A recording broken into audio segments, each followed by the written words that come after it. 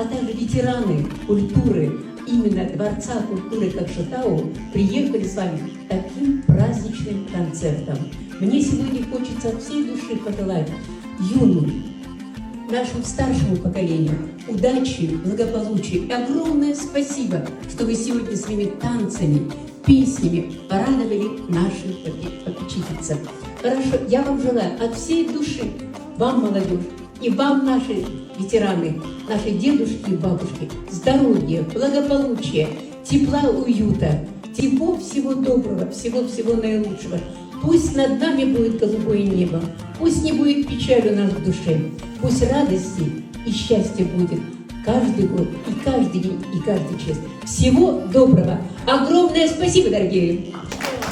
Администрации нашего центра мы тоже хотим выразить вам, уважаемые артисты, глубокую благодарность, пожелать вам творческих успехов, крепкого здоровья.